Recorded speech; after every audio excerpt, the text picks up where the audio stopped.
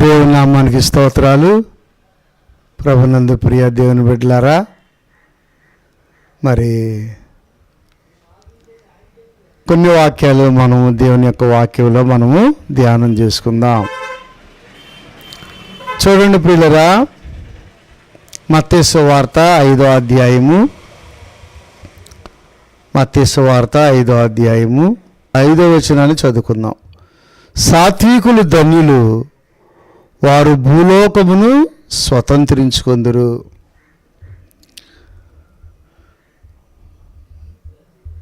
యేసుక్రీస్తు ప్రభువారు చెప్పినటువంటి ఆ గొప్ప మాట, సాత్వికులు ధన్యులు, వారు భూలోకమును స్వతంత్రించుకొందురు. ఎవరైతే సాత్వికంగా ఉంటారో, అంటే సాత్వికం అంటే కరుణ హృదయము, ప్రేమ కలిగిన హృదయము, అట్లాగే దయ కలిగిన హృదయము ఎవరైతే కలిగి ఉంటారో వారు గొప్ప సేవకులు అవుతారు, భూలోకాన్ని స్వతంత్రించుకుంటారు.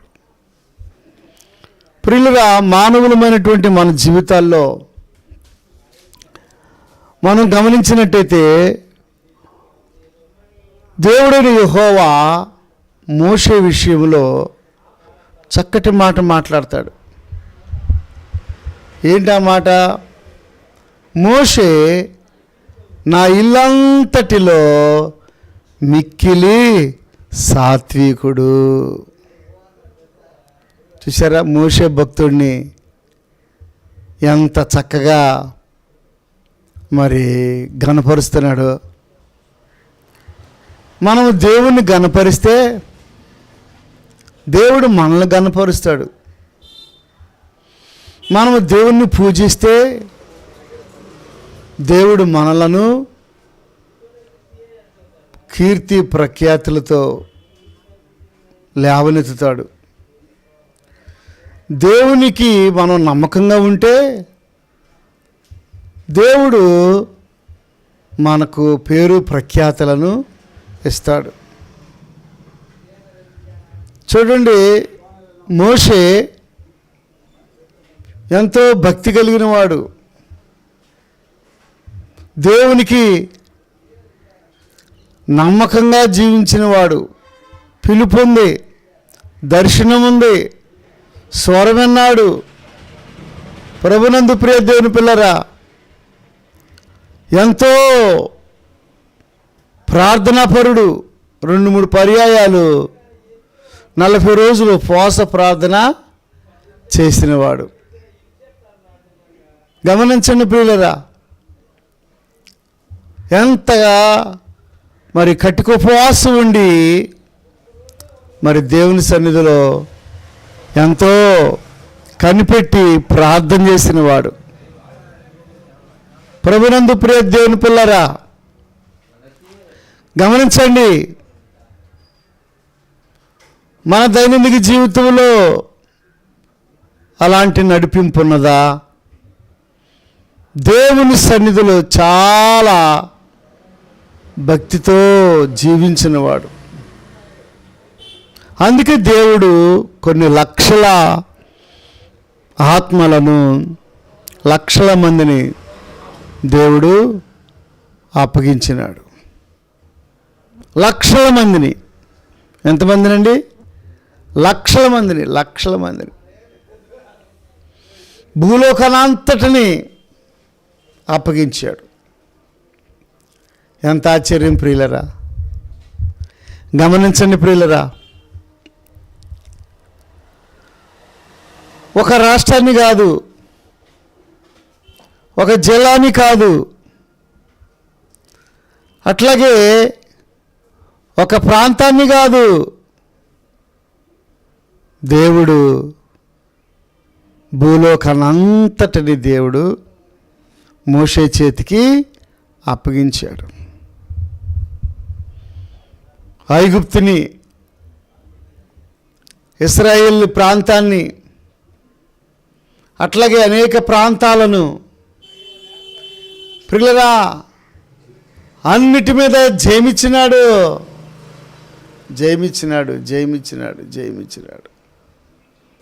ప్రభునందు ప్రియ దేవుని పిల్లారా,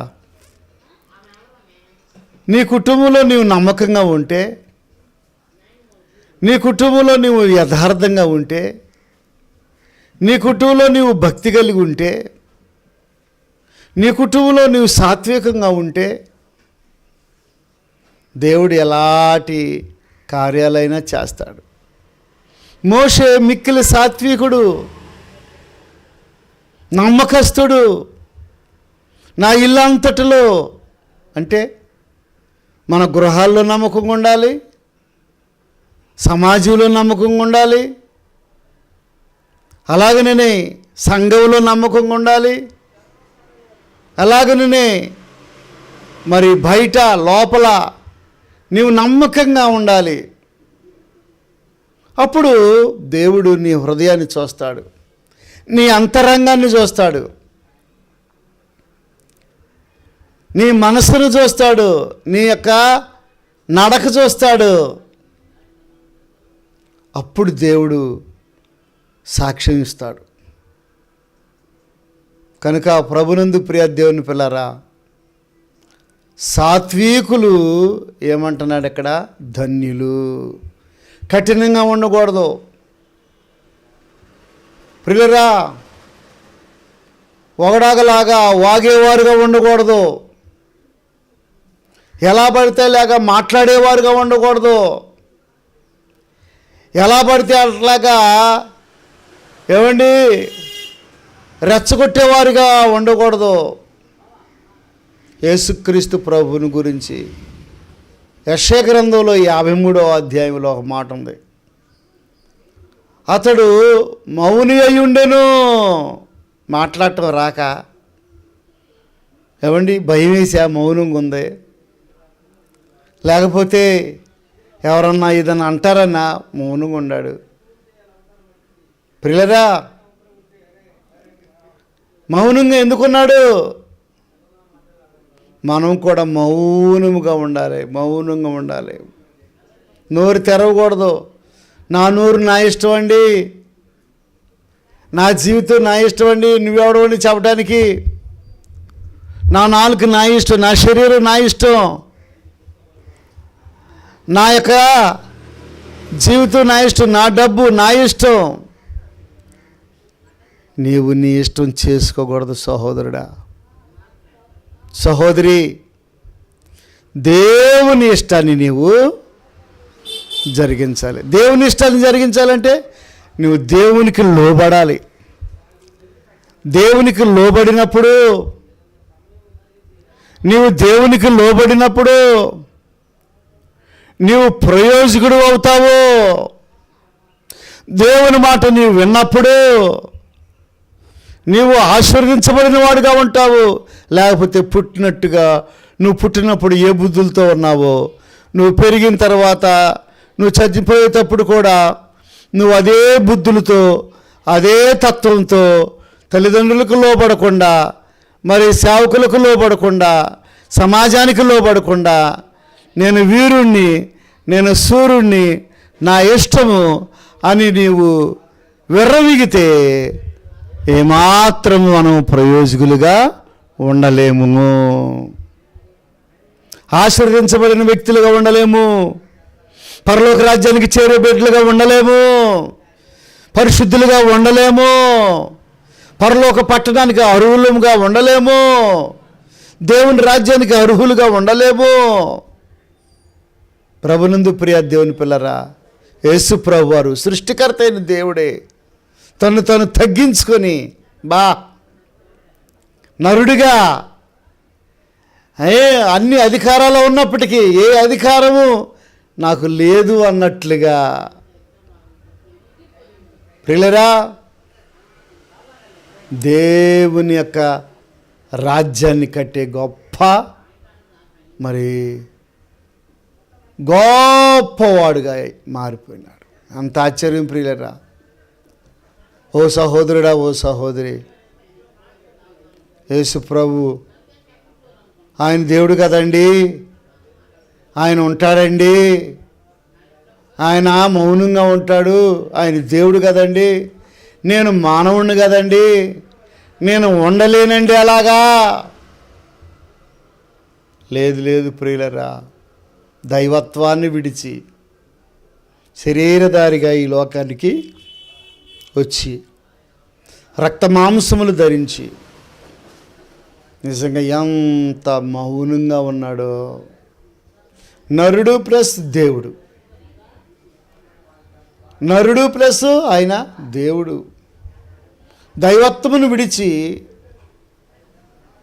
దేవుడుగా ఉండవలసిన ఆ హోదాను విడిచి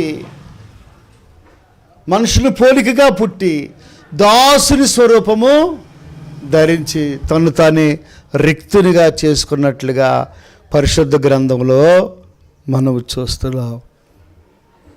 ప్రియులరా, వాక్యం వినుచున్న ఓ సహోదరుడా, ఓ సహోదరి, నీవు మౌనంగా ఉంటున్నావా? మారు మనసు పొందావా?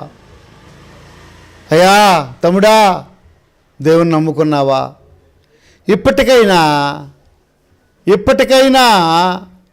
నీవు నీ శరీరాన్ని, ఆత్మని, మనసును దేవునికి నీవు అప్పగించుకున్నట్లయితే, ఎప్పటికైనా నువ్వు దేవునికి అప్పగించుకున్నట్లయితే దేవుడు నీ కుటుంబంలో గొప్ప కార్యాలు చేస్తాడు. చూడండి, పరిశుద్ధ గ్రంథంలో ఇంకా సాత్వికము గురించి కొన్ని మాటలు చదువుకుందాం. మరి కీర్తన గ్రంథము 37వ కీర్తన గ్రంథము 37వ కీర్తన కొన్ని మాటలు మనము చదువుకుందాం. 7వ వచనం, 37:7. యెహోవా ఎదుట మౌనముగా నుండి ఆయన కొరకు కనిపెట్టుకొనుము. తన మార్గమున వర్ధిల్లు వానిని చూచి వ్యసన పడకము. దురాలోచనలు నెరవేర్చుకొను వారిని చూచి వ్యసన పడకము. కోపము మానుము, ఆగ్రహము విడిచిపెట్టుము. వ్యసన పడకము, అది కీడుకే కారణము. కీడు చేయువారు నిర్మూలమగుదురు. యెహోవా కొరకు కనిపెట్టుకుని వారు దేశమును స్వతంత్రించుకొందురు. బా, చూసారా ప్రభునందు ప్రియ దేవుని పిల్లరా, యెహోవా కొరకు కనిపెట్టుకొనుము. చూసారా, కీడు చేయువారు నిర్మూలమగుదురు. యెహోవా కొరకు కనిపెట్టుకొని వారు దేశమును స్వతంత్రించుకొందురు. మోషే మౌనముగా ఉండేవాడు. ఆయన పనంతా దేవుని సన్నిధిలో గడుపుతూ ప్రార్థనలో ఉండేవాడు. ప్రియులురా, ఎక్కువగా ప్రార్థన చేసుకునేవాడు. ప్రియులురా, నీ జీవితంలో నీవు మౌనముగా ఉంటున్నావా? నీ జీవితంలో నీవు ధర్మముగా ఉంటున్నావా? ప్రభునందు ప్రియ దేవుని పిల్లారా, యేసు ప్రభు అతడు మౌనముగా ఉండెను. అతడు కేకలు వేయుడు, అరవడు. కేకలు వేయుడు, అరవడు. చూసారా ఎంత ఆశ్చర్యమో! నువ్వెందుకమ్మా అరుస్తావు, కేకలు వేస్తావు? చూడండి ప్రియులారా, 8వ వచనం, కోపము మానుము, ఆగ్రహము విడిచిపెట్టుము. వ్యసన పడకము, అది కీడుకే కారణము. వ్యసన పడకూడదు, తొందరపడకూడదు, ఉద్రేకపడకూడదు, కోపం ఉండకూడదు. ఆగ్రహాన్ని విడిచిపెట్టాలి, కోపాన్ని విడిచిపెట్టాలి. ఏమండి, మరి నరుని కోపము అది మంచిది కాదు, దేవుని నీతిని నెరవేర్చదు. చూడండి, మోషే మీద మరి వాళ్ళ అక్కగారైన మిరియాము ఏం చేసింది? వ్యసన పడింది, అసూయ పెట్టుకుంది. ఏమండి? తిరుగుబాటు చేసింది. మోషే దైవజనుడైన మోషే మీద ఏం చేసింది? తిరుగుబాటు జెండా ఎగరవేసింది. దేవుని ఏర్పాట్లో ఉన్నవాడు మోషే, దేవుని చిత్తంలో ఉన్నవాడు మోషే. అప్పుడు ప్రభునందు ప్రియ దేవుని పిల్లరా, వీని వెంటనే నొసటి మీద ఏమొచ్చింది? తెల్లని కుష్టి వ్యాధి వచ్చింది. మిరియాముకు తెల్లని కుష్టి వ్యాధి వచ్చింది, శాపం వచ్చింది. సహోదరుడా, సహోదరి, వాక్యం వినుచున్నావా? ఓ తమ్ముడా, నీవు బహు జాగ్రత్తగా నడుచుకోవలసినటువంటి వ్యక్తిగా ఉన్నావు. జాగ్రత్త అవసరము, జాగ్రత్త అవసరము. ఏమండి? జాగ్రత్త అవసరము. మోషే ఎంతో ప్రార్థన చేసుకుంటూ ఎంతో ఒక్కసారి ద్రోహులారా అన్నాడు. ప్రియులరా, మరి ఆ ఒక్క మాటకే కానాను చూడలేకపోయాడు అని వాక్యాల్లో మనం చూస్తున్నాం. మనం ఎన్ని మాటలు అంటున్నాం, ఎన్ని రకాలుగా మరి మనుషుల మీద మనము పోట్లాడుచూ ఉన్నాం. కుటుంబస్తుల మీద పోట్లాడుచూ ఉన్నాం. రక్త సంబంధుల మీద పోట్లాడుచూ ఉన్నాం. ఇరుగు పొరుగు వారి మీద పోట్లాడుచూ ఉన్నాం. ప్రియులరా, ఎలా పడితే అలాగా మాట్లాడుచూ ఉన్నాం, ఎలా పడితే అలాగా జీవిస్తూ ఉన్నాం. అది మంచిదా? అది మంచిది కాదు కదా. దేవుడు నీకు మంచి ఆరోగ్యం ఇచ్చినాడు, దేవుడు నీకు మంచి తలాంతులు ఇచ్చినాడు, దేవుడు మంచి నీకు జ్ఞానం ఇచ్చినాడు, దేవుడు నీకు చదువు ఇచ్చినాడు, దేవుడు నీకు ఉద్యోగం ఇచ్చినాడు, దేవుడు నీకు కుటుంబ వ్యవస్థను ఇచ్చినాడు, దేవుడు నీకు బిడ్డలను ఇచ్చినాడు. దేవుడు ఎంతగానో అనేక విధాలుగా యేసు ప్రభువుని ఎంతో హెచ్చిస్తే నీవు దేవుని సేవ చేయటానికి బదులు దేవుని సేవను ఏమండి చేయకుండా సమయాన్ని అంతా వ్యర్థం చేసుకుంటే ఏమండి ఏమన్నా ప్రయోజనం ఉన్నదా? ప్రభునందు ప్రియ దేవుని పిల్లరా, కనుక ఇంకా మనము లేఖనాల్లో మనం చూసినట్లయితే యేసుక్రీస్తు ప్రభు వారి గురించి ఏమని వ్రాయబడిందో చూడండి. మత్తయి సువార్త ఏమండి మరి 11వ అధ్యాయము కొన్ని మాటలు మనం చదువుకుందాం. మత్తయి సువార్త 11వ అధ్యాయము చివరి మాటలు మనం చదువుకున్నట్లయితే ప్రియులరా, మనము చూడండి మత్తయి సువార్త 10వ అధ్యాయము, మత్తయి సువార్త 11వ అధ్యాయం 29వ వచనం. నేను సాత్వికుడును దేన మనసు గలవాడును గనుక మీ మీద నా కాడి ఎత్తుకొని నేర్చుకొనిడి, అప్పుడు మీ ప్రాణములకు విశ్రాంతి దొరుకును. ఎలయనగా నా కాడి సులువుగాను నా భారము తేలికగా ఉన్నవి. చాలామంది ఎంతో కష్టపడి భక్తి అంటే అమ్మో చాలా నిష్ఠగా ఉండాలి, చాలా కష్టపడి అని చాలామంది తప్పించుకుంటూ ఉంటారు. ఏమండి? యేసు ప్రభువారే చెబుతున్నారు ఏమని?